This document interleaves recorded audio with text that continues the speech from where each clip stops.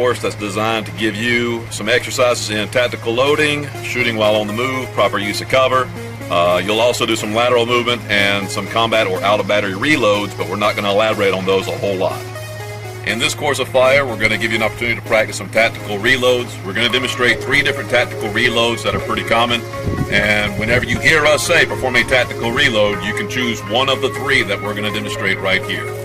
With the weapon in hand, on the command of tactical reload, one specific way in which you can do this is to utilize what we call the L. So we're going to let that magazine from the mag pouch rest on the index finger, just like so. I'm going to use the bottom portion of my hand to capture the magazine that's coming out of the weapon, and you'll see how it's kind of shaped like an L now. I'm going to flip that fresh mag up and insert, push, and tug on it to make sure it's seated. This magazine is going to go right back into the mag pouch. Not in your pockets. We need you to have this in the mag pouch just in case you have to perform a combat reload, okay? And we don't want you digging in your pockets trying to find any additional magazines. Another one you could utilize would be the side-by-side. So we grab a hold of that magazine in the mag pouch. You're going to let the magazine rest between your index and social finger, just like so. With the muzzle pointed down range, you're going to allow that other magazine that's in the mag well to rest between the thumb and your index finger. Release that magazine. They're side by side now.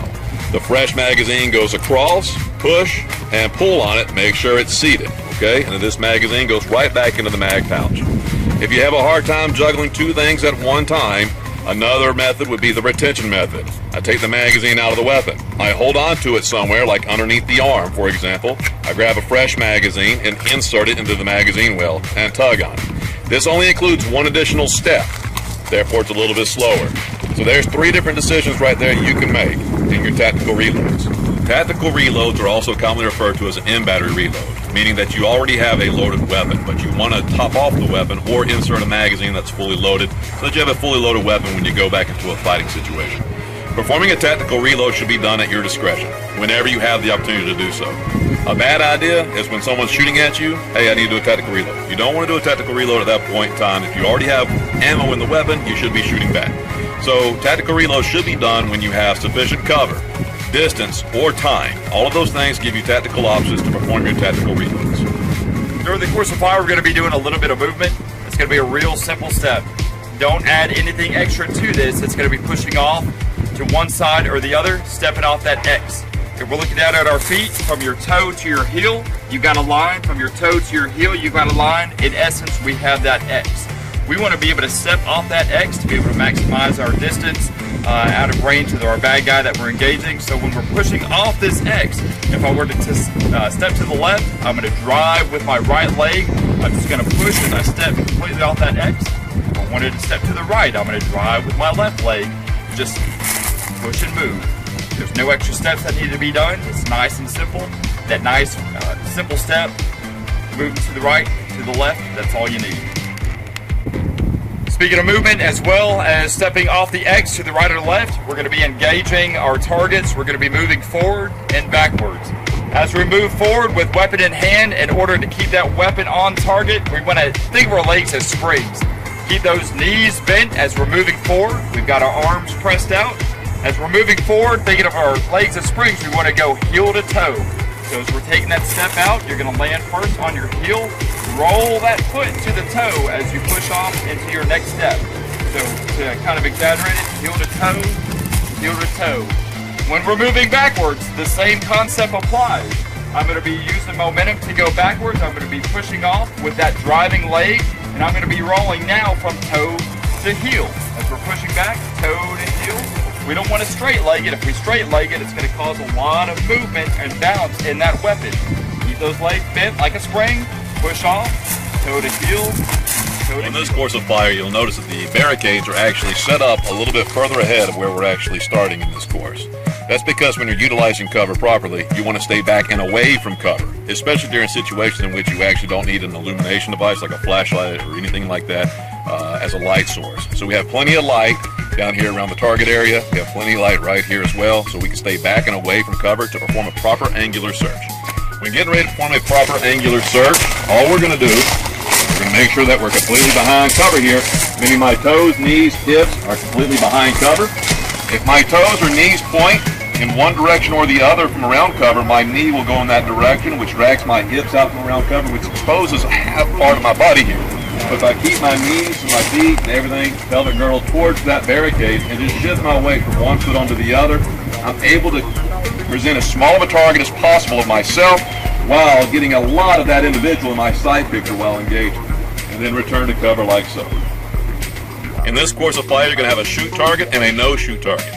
We're not going to ignore that no-shoot target, all right? So if you only have a no-shoot target that's present, giving good, clear challenge commands or police commands is going to be necessary in this situation. In other words, tell this person what you want them to do. Pretend like you're in a real situation and you have an unknown individual. What is it you want them to do? Do you want them to get on the ground? Do you want them to show your hands? What would you like for them to do? That should be your challenge command in which you're going to issue. You may also have both targets in some situations. You'll have an individual who's a no threat, you'll have an individual who is a threat, and you'll be shooting at. What do you want to say while doing this? You got this guy standing right here. You don't want him to accidentally step in the line of fire. Do you want him to get on the ground? Do you want him to get back? Give those challenge commands while firing at your threat target. Okay, scoring. The way we're going to score these targets for fall qual, of course, each hit is worth a point. Anything inside of the silhouette is going to give you 1 point. We're shooting 30 rounds in total, so if we're looking at this score right here, we've got 1 in the green, so we've got a total of 29. As always, we don't want any hits inside of our non-shoot target or our non-threat target. If we engage our non-threat target and we shot the wrong target, we're going to get a disqualification for the course and you will not be able to reshoot. So let's make sure we keep all these shots on our threat target. Again, 1 point per hit anywhere inside the silhouette. Now we're going to demonstrate the course of fire. All shooters will take a position at the 15 and will load and make ready. Begin a search on the primary side of your barricade for the target area. Give verbal commands or engage your threat target. Attention. In this course, you will fire at the threat target until you no longer have a threat present.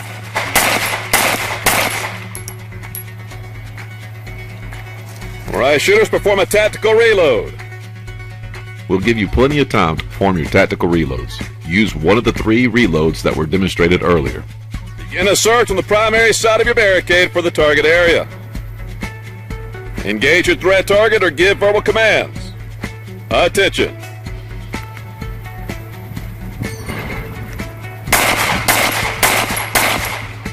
Please drop your hands. Get on the ground. All right, shooters, perform a tactical reload.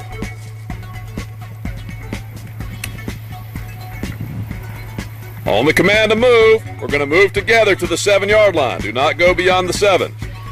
Move. It's important to maintain situational awareness while moving. If you have to shoot while moving, do not stop. Continue moving.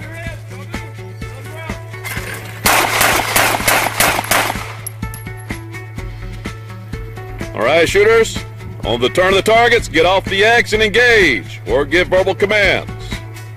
Be ready for that combat reload if needed. Attention. For every action you perform, you should move.